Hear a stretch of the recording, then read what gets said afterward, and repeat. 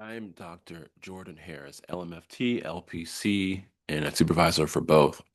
And I specialize in helping therapists to unstuck their hardest cases and to increase their retention. And I do this by teaching therapists four foundational skills. If your model is like the car, these skills are the gas that makes your model run. And these four skills are client motivation, therapist persuasiveness, your ability to read body language, and your ability to help clients access their inner world. Today, we're looking at the work of Dr. Tori Olds, um, as she worked with a busy mom. We're gonna jump right into the middle of this demo clip of this clip.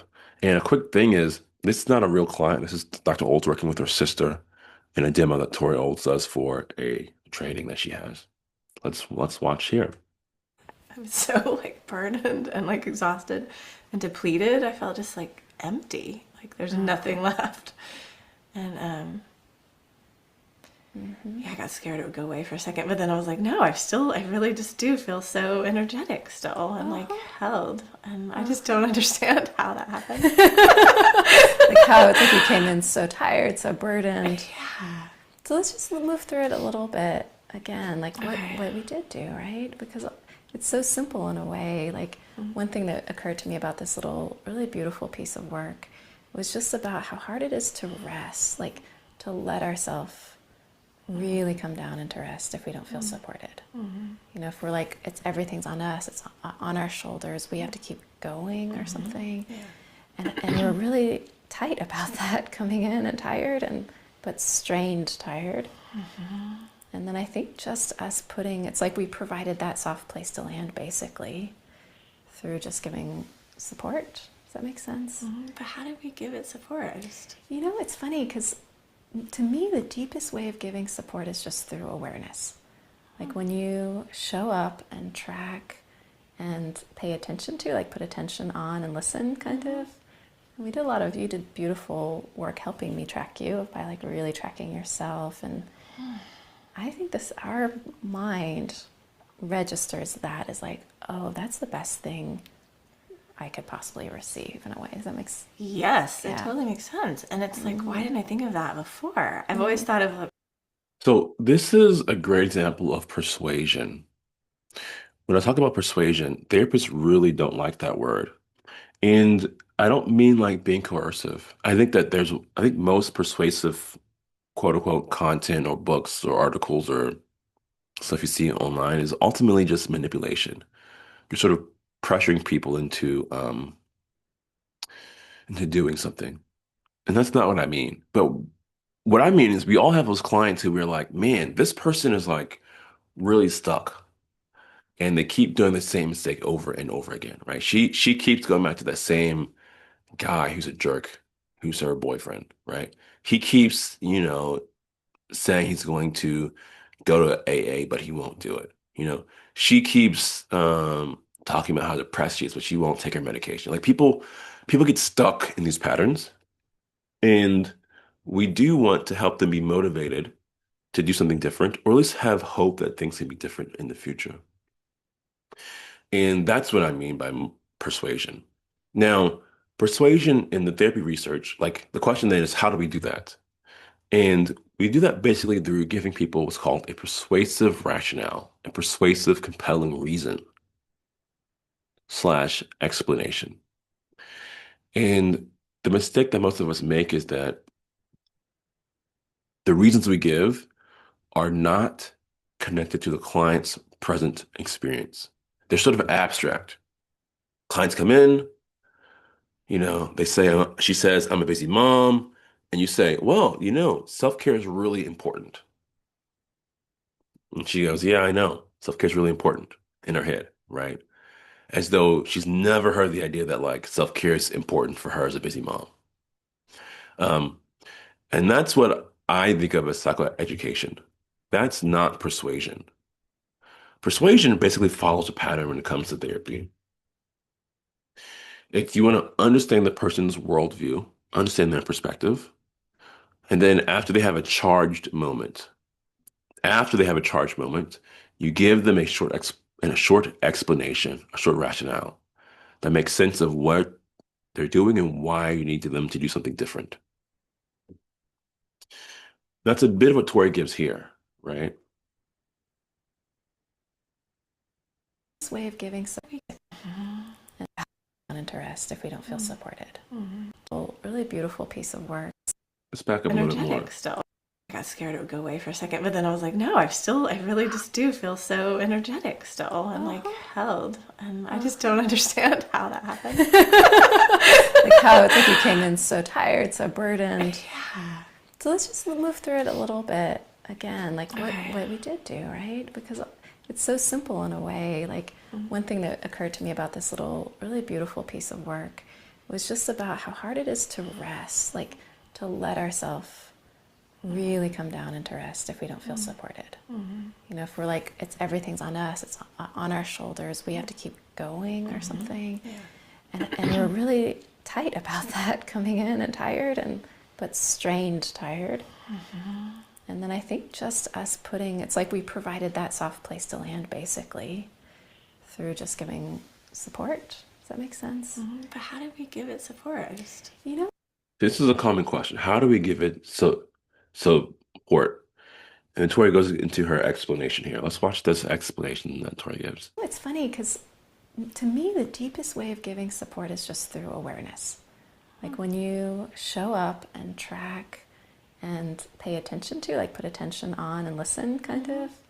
And you did beautiful work helping me track you by like really tracking yourself. And I think our mind registers that as like, oh, that's the best thing I could possibly receive in a way. Does that make sense? Yes.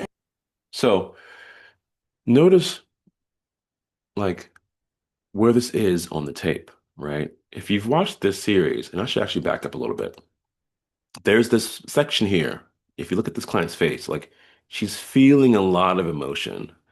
And Tori in this part of the tape is just helping her to give space and be aware of her inner world.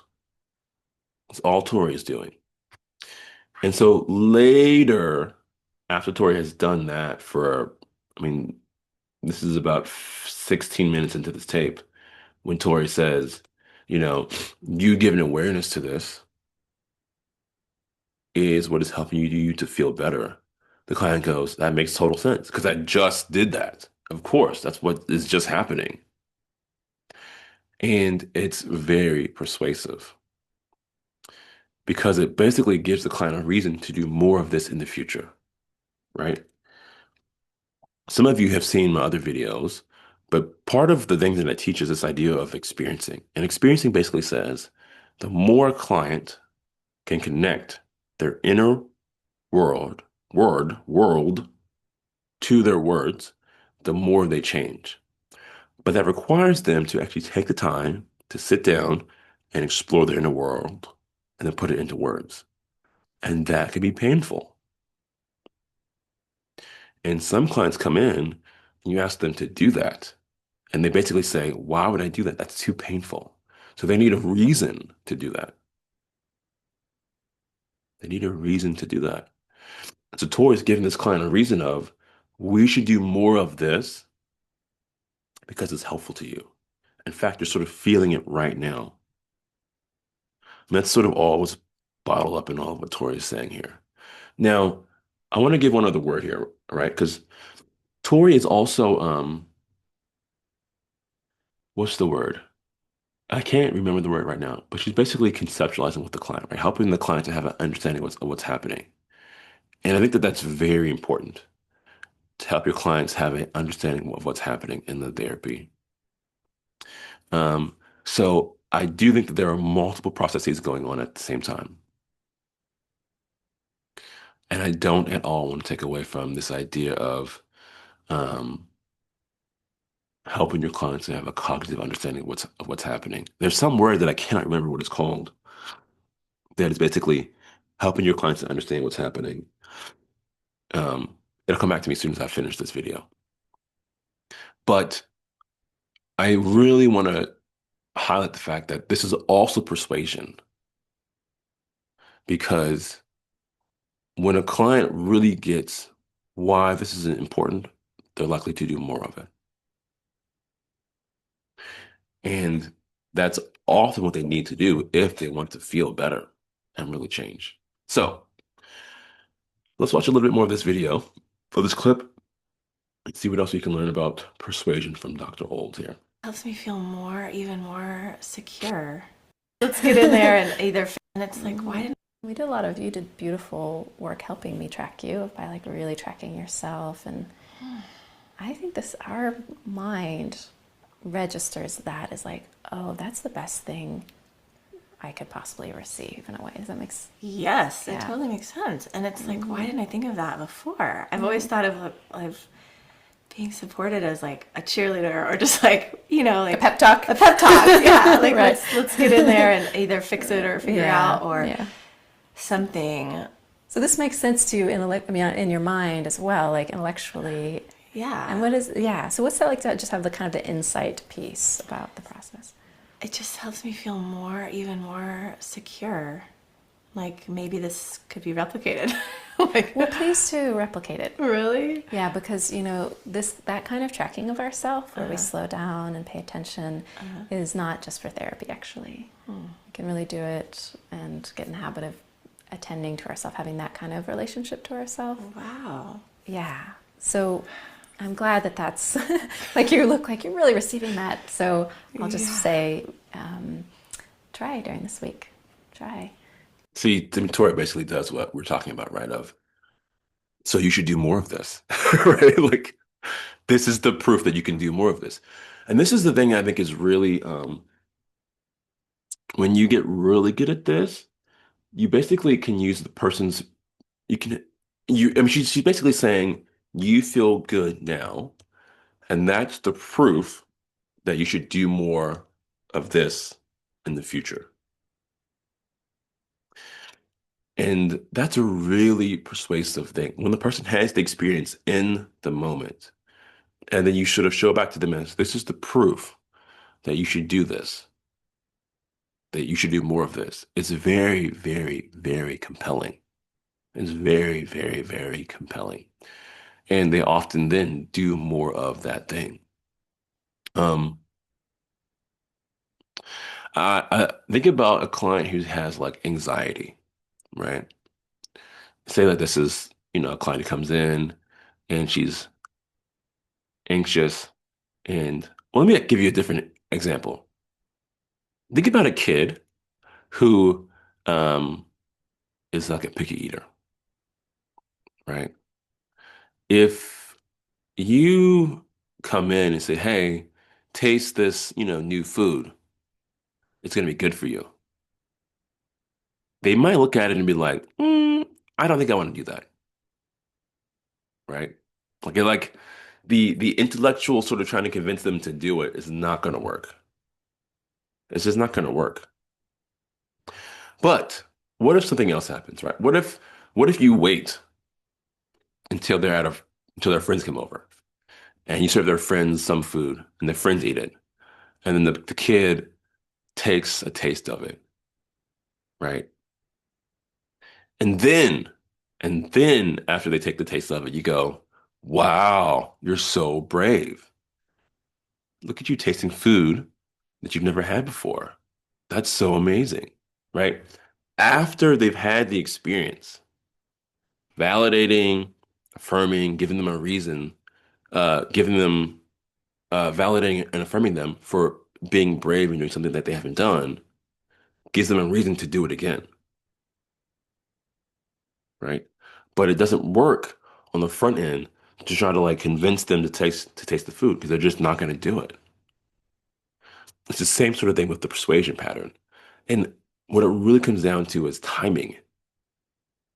You want to give your explanations or your rationales just after they've had a positive experience, just after they've had an emotional experience, just after they've had um, an experience that you can sort of highlight and say, this is a good idea, huh? That's when you want to do it. So look, this is Dr. Tori Olds, and she's demonstrating being very persuasive with a busy mom and helping her to sort of go more into the mom's inner world.